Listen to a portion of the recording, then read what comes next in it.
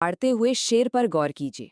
जब एक शेर दहाड़ता है ना, तो उसकी आवाज सिर्फ कानों को ही नहीं चीरती, वो सीधे सीने में भी महसूस होती है ना?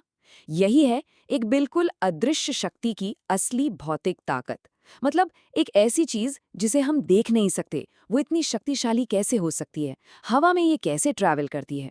आज के इस विश्लेषण में हम बिल्कुल इसी दिलचस्प रहस्य से पर्दा उठाने वाले हैं। हम मिलकर समझेंगे कि विज्ञान की नज़र में ध्वनि या साउंड असल में क्या है और ये पूरा मैजिक काम कैसे करता है। तो चलिए, बिना किसी देरी के सीधे इस टॉपिक में गोता लगाते हैं। आज हम ध्वनि तरंग की एक बेहद रोमांचक यात्रा पर निकलने वाले हैं। एक ऐसा जादुई सफर जहां हम देखेंगे कि कैसे एक छोटी सी हलचल एक ऐसी दमदार आवाज बन जाती है जिसे हम सुन भी सकते हैं और महसूस भी कर सकते हैं। आज के हमारे इस विश्लेषण का रास्ता कुछ इस तरह रहेगा। सबसे पहले हम बात करेंगे ध्वनि की ऊर्जा के बारे में, फिर देखेंगे इसका कंपन से जन्म कैसे होता है। उसके बाद ध्वनि का संचरण, तरंगों के दो प्रकार, संपीड़न और विरलन, और आखिर में जानेंगे अलग अलग माध्यमों में इसकी गति के बारे में। तो पड़ाव नंबर 1, ध्वनि की ऊर्जा। आइए कहानी की शुरुआत सबसे बुनियादी सवाल से करते हैं। आखिर ये ध्वनि है क्या चीज? देखिए, सबसे अहम बात जो हमें समझनी है वो ये है कि ध्वनि कोई ऐसी चीज नहीं है जिसे हम अपने हाथों में पकड़ सकें। बिल्कुल नहीं। ध्वनि मूल रूप से बस ऊर्जा का ही एक रूप है। जैसे लाइट होती है या हीट होती है ना, बिल्कुल वैसे ही ये हमारे आसपास के माहौल में हमेशा मौजूद होती है, लेकिन पूरी तरह से एक अदृश्य ऊर्जावान फॉर्म में। अब आते हैं पड़ाव नंबर 2 पर, कंपन से जन्म। अब सबसे बड़ा सवाल ये है कि ये जो अदृश्य ऊर्जा है, ये पैदा कैसे होती है? मतलब हवा में अचानक से तो कोई आवाज प्रकट नहीं हो सकती ना। तो आइए देखते हैं कि इसका असली जन्म होता कैसे है। जरा इस बजती हुई घंटी को देखिए। जब भी कोई घंटी बजती है तो असल में होता क्या है? वो तेजी से हिलती है। ये जो फिजिकल मूवमेंट है ना, ये जो हलचल है, बस यही इस अदृश्य ध्वनि ऊर्जा को जन्म देती है। एक बात गांठ बांध लीजिए, बिना किसी शारीरिक हलचल के ध्वनि का पैदा होना नामुमकिन है। अब विज्ञान की भाषा में इस हलचल को हम कंपन या वाइब्रेशन कहते हैं। किसी भी चीज का बहुत तेजी से आगे पीछे होना कंपन कहलाता है। और यही ध्वनि का सबसे बड़ा, सबसे अल्टीमेट रूल है। बिना वाइब्रेशन के कोई आवाज नहीं हो सकती, चाहे वो हमारे गले की वोकल कॉर्ड्स हों, गिटार के तार हों या कोई घंटी। साउंड एनर्जी पैदा करने के लिए इस कंपन का होना 100% जरूरी है। पड़ाव नंबर 3, ध्वनि का संचरण।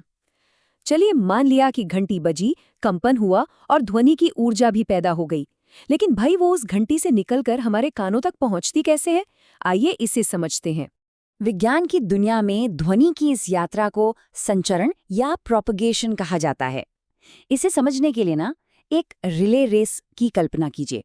हवा में मौजूद छोटे छोटे कणों के बारे में सोचिए। जब आवाज का सोर्स कंपन करता है तो वो अपने सबसे नजदीकी कणों से टकराता है और उन्हें हिला देता है। फिर वो कण अपने आगे वालों से टकराते हैं और ये चेन रिएक्शन ऐसे ही चलता रहता है। ध्यान दीजिए, कण खुद दौड़कर हमारे कानों तक नहीं आते, वो बस अपनी जगह पर हिलते हैं और अपनी ऊर्जा पड़ोसियों को पास कर देते हैं, और ऐसे ही ऊर्जा एक जगह से दूसरी जगह पहुंच जाती है। आगे बढ़ते हैं पड़ाव नंबर 4 की ओर, तरंगों के 2 प्रकार। अब जब हम ऊर्जा के ट्रैवल करने की बात कर ही रहे हैं, तो हमें फिजिक्स के एक बहुत ही जरूरी कॉन्सेप्ट को समझना होगा। देखिए, ऊर्जा अलग अलग तरीकों से यात्रा कर सकती है। मुख्य रूप से तरंगे 2 तरह की होती हैं। पहली होती हैं विद्युत चुंबकीय तरंगे, यानी इलेक्ट्रोमैग्नेटिक वेव्स, जैसे कि हमारी लाइट।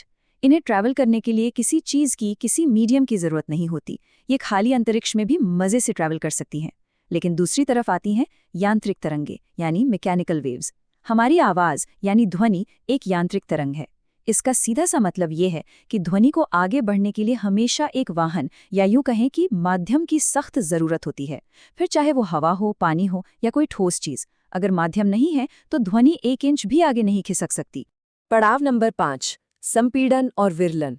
तो ये बात तो अब एकदम साफ है कि ध्वनि एक यांत्रिक तरंग है जो माध्यम के कणों के सहारे आगे बढ़ती है। लेकिन जब ये तरंग इन कणों के बीच से गुजरती है तो जमीनी स्तर पर असल में होता क्या है? जब ध्वनि हवा जैसे किसी माध्यम से गुजरती है ना, तो वो एक बहुत ही मजेदार पुश एंड पुल, यानी धक्का देने और खींचने वाला खेल शुरू कर देती है। इस धक्का-मुक्की की वजह से माध्यम के कणों का दबाव और घनत्व बदलता रहता है और इससे दो अलग-अलग तरह के क्षेत्र बन जाते हैं। अगर हम ध्वनि तरंगों को ध्यान से देखें तो हम इस उतार चढ़ाव को बड़ी आसानी से समझ सकते हैं। ये लहरें एक जैसी बिल्कुल नहीं होती। कहीं पर आपको लाइनें बहुत पास-पास दिखेंगी तो कहीं पर एकदम दूर-दूर। यही है घनत्व और दबाव का वो खेल जो पूरी तरंग को आगे की तरफ धकेलता है। चलिए इन दोनों क्षेत्रों को नाम देते हैं। पहला क्षेत्र कहलाता है संपीडन या कंप्रेशन। ये वो जगह है जहां तरंग हवा के कणों को जोर से एक साथ दबा देती है। जाहिर है यहाँ कणों का घनत्व बहुत ज्यादा हो जाता है और इसीलिए यहाँ प्रेशर भी काफी हाई होता है। इसके बिल्कुल उलट दूसरा क्षेत्र है विरलन यानी रेयरफैक्शन। यहाँ तरंग कणों को दूर दूर फैला देती है, जिससे घनत्व भी कम हो जाता है और दबाव भी लो हो जाता है। हमारी ध्वनि बस इन्हीं संपीडन और विरलन के क्षेत्रों की एक लंबी चेन बनाकर आगे बढ़ती जाती है। चलिए, अब तक जो भी हमने डिस्कस किया है उसका एक छोटा सा टेस्ट लेते हैं। मजा आएगा। ये फिजिक्स का एक असली सवाल है जो रेलवे की परीक्षा में पूछा गया था। तो सवाल ये है, संपीडनों का निर्माण उस स्थान पर होता है जहां वायुदाब है क्या? ऑप्शंस कुछ इस तरह हैं। क्या संपीडन वहां बनते हैं जहां वायु दाब यानी एयर प्रेशर शून्य होता है, या अनंत होता है, या फिर उच्च होता है, या कम होता है? जरा सोचिए, हमने अभी अभी इसके बारे में बात की थी। और इसका बिल्कुल सही जवाब है ऑप्शन सी, उच्च यानी हाई। जैसा कि हमने अभी देखा, संपीडन वो जगह है जहां कण एकदम एक साथ दब जाते हैं, ठसाठस भर जाते हैं। तो जाहिर है वहां हवा का दबाव हमेशा उच्च ही होगा।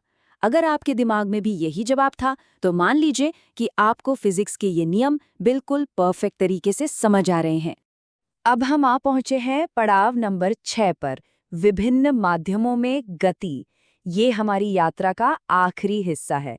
हमने देख लिया कि ध्वनि कैसे पैदा होती है और कैसे चलती है, लेकिन ये कितनी तेजी से चलती है? क्या ये हर जगह एक ही स्पीड से भागती है? देखिए, ध्वनि की गति को तय करने वाला एक बड़ा ही सिंपल सा रूल है।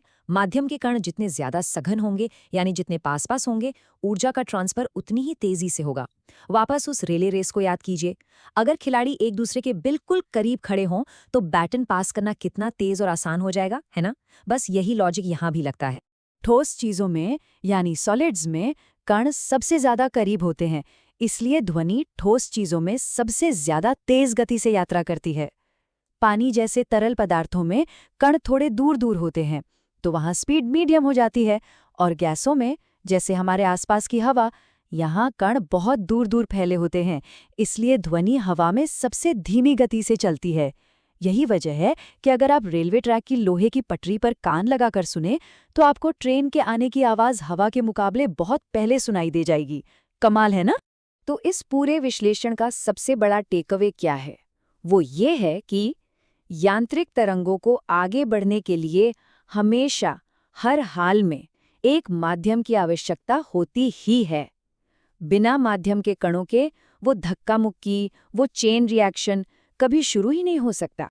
और विज्ञान का यही नियम हमें एक बहुत ही हैरान कर देने वाले सच तक ले जाता है। हम जानते हैं कि अंतरिक्ष एक निर्वात है, एक वैक्यूम है।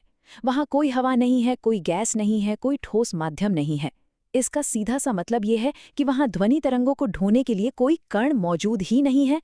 इसलिए जब डीप स्पेस में तारों की टक्कर होती है या सुपरनोवा जैसे ब्रह्मांड के सबसे भयंकर विस्फोट होते हैं ना, तो वो एक पूर्ण बहरे कर देने वाले सन्नाटे में होते हैं। Pin drop silence. आज के इस विश्लेषण में बस इतना ही। अगली बार जब रात के आसमान में तारों को निहारें तो जरा सोचिएगा, उस अनंत सन्नाटे के पीछे गति और विनाश का कैसा मूक और भयानक खेल चल रहा होगा।